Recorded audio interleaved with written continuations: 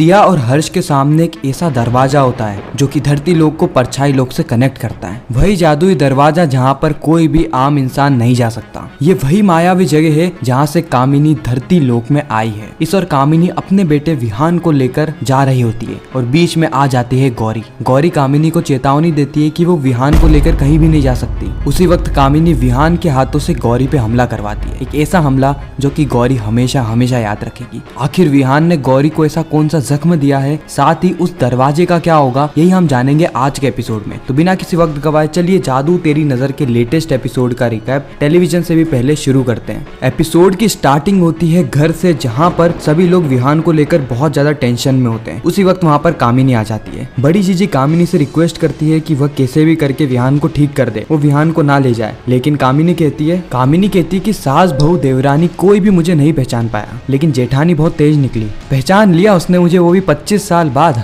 बड़ी जीजी कहती है कि कामिनी मैं जानती हूँ कि विहान की ये हालत सिर्फ और सिर्फ तेरे कारण हो रही है। मैं तेरे से हाथ जोड़कर कहती हूँ कि मत कर ऐसा, तू जो भी चाहती है वो सारी चीज हम तेको दे देंगे, बस विहान को तकलीफ मत पहुंचा। कामिनी कहती है कि मुझे तुमसे कुछ भी नहीं चाहिए, विहान मेरा खून है, वो तुम्हारा कुछ नहीं लगता, वो मेरा बेटा है। बड़ी जीजी कहती है तेरा बेटा, तू उसकी माँ है? अरे तू माँ हो ही नहीं सकती। अपने बेटे को ऐसा खूना खून देखकर माँ की आंखों से गंगा जमुना बहती है। वो कभी भी अपने बेटे को इतनी तकलीफ में नहीं डाल सकती। और तू तो उसकी सारी ही तकलीफों का कारण है। तूने तो कभी अपने बेटे को अपने सीने से नहीं लगाया। तू माँ के नाम पे कलंक है, तू माँ हो ही नहीं सकती। कामिनी कहती कि दर्द मैंने नहीं, तुम लोगों ने दिया इसे एक इंसान बनाकर। मुझसे तो सिर्फ इसको शक्तियाँ मिलती है। मैं विहान को पूरी तरीके से मार दूंगी और फिर वो सिर्फ और सिर्फ बचेगा तो दावंशराज, जो कि उसकी असली पहचान है, जो कि उसका असली खून है। मेरे द्वारा उसको इतनी शक्तियाँ मिलेगी कि वह पूरी दुनिया को अपनी मुट्ठी में कर सकता है। तुम लोगों ने तो इसको बेड़ियों में बांध दिया है। शायद तुम लोग भूल गई कि शेर को पट्टा पहनाने से वो कोई पालतू नहीं हो जाता। मेरा बेटा एक शेर है जो कि तुम जैसे भेड़ियों के बीच में शेर बनना भूल गया है। जब वो शेरों के साथ रहेगा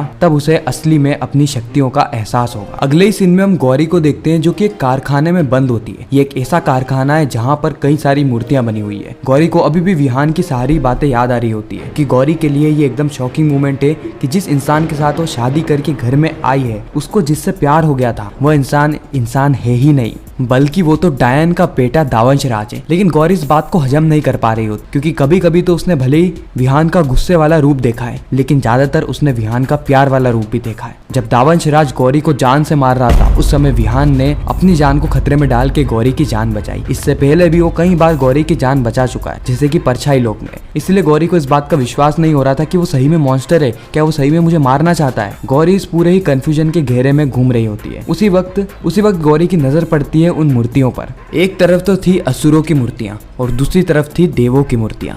उसी वक्त वहां पर इस कारखाने की मालकिन आ जाती है, जो कि गौरी को बताती है कि वह दौड़ते दौड़ते रास्ते पर ही बेहोश हो गई थी, इसीलिए वह उसे अपने कारखाने में ले आई। गौरी कहती है आपका बहुत बहुत धन्यवाद, लेकिन आप क्या मुझे बता सकती हैं कि ये दो प्रकार की मूर्तियां आपने क्यों बनाई है? वो मालकिन कहती है कि दोनों ही मूर्तियां एक ही मिट्टी से बनी है, एक राक्षस की तो एक देवों की। इंसान भी बिल्कुल ऐसे ही रहते हैं, उनके अंदर दो प्रवृत्ति रहती है, एक असुरों की और एक अपने अच्छे इंसानियत की। अब फर्क सिर्फ इतना है कि वह चुनते किसको है। यह बातें सुनकर गौरी को अपनी जिंदगी का सबसे बड़ा एहसास होता है। उसे यह बात तो पता चल चुकी थी कि विहान ही दावंशराज है, लेकिन उसे यह भी पता है कि विहान के अंदर अच्छाइयां हैं। डायन उसे भड़का रही है बुरा बनने के लिए, लेकिन विहान दूसरी तरफ अच्छाइयों को चुन रहा है। इसीलिए अभी विहान को सबसे ज्यादा मेरी जरूरत है, इसलिए मुझे विहान के पास जाना होगा, उसे सच्चाई से रूबरू कराना होगा। और शायद यही आखिरी तरीका है विहान और पूरे ही परिवार को बचाने का, इसलिए मैं घर में जरूर जाऊंगी। जस्ट अगले ही सीन में हम देखते हैं कि कामिनी अपने बेटे विहान को कहती है कि विहान चलो मेरे साथ, इन सबको छोड़ दो। और विहान जो कि काले जादू में घिरा हुआ रहता है, वो अपनी माँ की बात सुन लेता है और वहाँ से जाने लगता है। पूरा ही परिवार उसे रोकने का प्रयास करता है, लेकिन कामिनी पूरे परिवार के आसपास एक गोला बना देती है, एक ऐसा गोला जिसके बाहर ये नहीं आ सकते, और अपने बेटे विहान को लेकर वहाँ से जा रही होती है। दूसरी तरफ हम प्रथमवंशियों को देखते हैं जो कि सिया और हर्ष को बताते हैं कि हर्ष का परिवार खतरे में है और इन दोनों का ये कर्तव्य है कि यह किसी भी हालत में परिवार को बचाएं, और परिवार को बचाने का सिर्फ एकमात्र तरीका है, वह तरीका है परछासुर के द्वारा बनाए गए एक द्वार को बंद करने का। हालांकि इन दोनों के पास इतनी शक्तियां तो नहीं है कि ये उस पूरे ही द्वार को बंद कर दे, लेकिन अगर इस पत्थर को वो उस द्वार के उस पार पहुंचा देते हैं तो फिर इनके घर में जो डायन है वह डायन कुछ समय के लिए स्थगित हो जाएगी। हर्ष कहता है कि यह काम मैं करूंगा, दूसरी ओर सिया भी कहती है कि यह काम मैं करूंगी। उसी वक्त प्रथमवंशी कहते हैं कि यह कर्तव्य तुम दोनों का है और तुम दोनों मिलकर ही यह कार्य कर सकते हो, अकेले अकेले करने जाओगे तो तुम दोनों ही मृत्यु को प्राप्त हो जाओगे। इसीलिए सिया और हर्ष दोनों ही निकल पड़ते हैं जंगल के बीचों बीच उस गेट की तलाश में।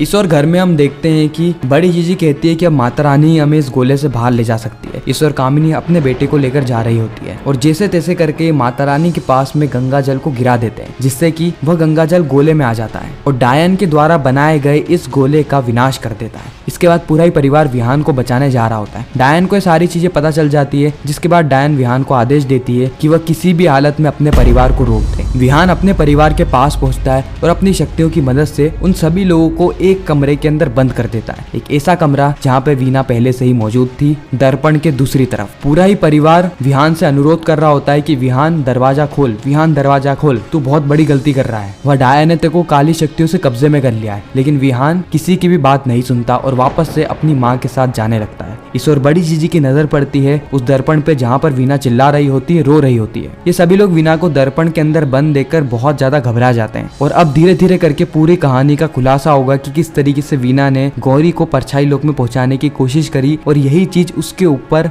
फॉल बैक कर चुकी है। यानी उसी के कारण अखंड ज्योत बुझी है और डायन का घर में वास हुआ। डायन ने आते ही सबसे पहले वीना को टारगेट किया और वीना के शरीर में घुसकर इंतजार किया अशुभ मुहूर्त का। जैसे ही अशुभ मुहूर्त आया वैसे ही अपने काले जादू की सहायता से विहान को दावंश राज में तब्दील करने की ओर कदम बढ़ाया। कामिनी विहान को लेकर जा ही रही होती है कि बीच में आ जाती है गौरी। जी हाँ, गौरी यहाँ पर बीच में आ जाती है, जो कि विहान से कहती है कि विहान, मैं आपके साथ हूँ। मुझे पता है कि आपके अंदर शैतान नहीं है, आपके अंदर एक इंसान है, एक ऐसा इंसान जो कि दूसरों की केयर करता है, जो कि दूसरों की मदद करता है, जो कि दूसरों से प्यार करता है। भले ही आपने मुझसे जबरदस्ती शादी करी, लेकिन आपकी आंखों में मैंने वह प्यार देखा है मेरे लिए। विहान गौरी को आखिरी चेतावनी देता है कि गौरी रास्ते से हट जाए, नहीं तो अच्छा नहीं होगा। गौरी कहती है कि चाहे कुछ भी हो जाए लेकिन मैं यहाँ से नहीं हटूंगी, मैं आपको लेकर वापस से घर में जाने वाली हूँ। उसी वक्त कामिनी कहती है कि बहू, अपनी असली सास से तो मिलो, इस सास के उल्टे पाँव नहीं छुओगी तुम। गौरी कहती है कि आप विहान की माँ नहीं है, विहान की असली माँ इस घर में है। कामिनी कहती है कि बहू, तुम्हें 25 साल पुराने राज नहीं पता है। विहान एक इंसान नहीं बल्कि डायन का बेटा दावंश राज है और यहाँ के लोगों ने चालाकी से मुझसे मेरे बेटे को छीन कर एक इंसान बना दिया, लेकिन अब मैं उसे उसकी असली पहचान देने वाली हूँ। दूसरी ओर हम सिया और हर्ष को देखते हैं, जो कि उस गेट को ढूंढ लेते हैं। उस गेट को ढूंढते ही हर्ष कहता है कि सिया, तुम्हें यहाँ पर आने की कोई भी जरूरत नहीं है, ये मेरे परिवार का मामला है और मैं अकेला ही इसको सुलझा लूंगा। सिया कहती है कि तुम्हें लगता है कि इतनी आसानी से तुम इस गेट को पार कर पाओगे? हर्ष कहता है कि नहीं, लेकिन मेरे पास कोई चारा भी नहीं है, मुझे मेरे परिवार को बचाना है। और इसी के साथ ही खूबसूरत एपिसोड यहीं पर ही खत्म हो जाता है, इस सस्पेंस और ट्विस्ट के साथ कि आगे क्या होने वाला है, किस तरीके से गौरी विहान को रोकेगी, साथ ही कामिनी यहाँ पर क्या करने वाली है, हर्ष और सिया यहाँ पर क्या करेंगे, ये सारी चीजें हमें पता चलने वाली है जादू तेरी नजर के आने वाले एपिसोड्स में। आपको यह एपिसोड कैसा लगा कमेंट सेक्शन में जरूर बताना। अगर आपको वीडियो अच्छी लगी हो तो वीडियो को लाइक करके, चैनल को सब्सक्राइब करके ज्यादा से ज्यादा लोगों को ये वीडियो शेयर करना, ताकि हमारी फिर से मुलाकात हो।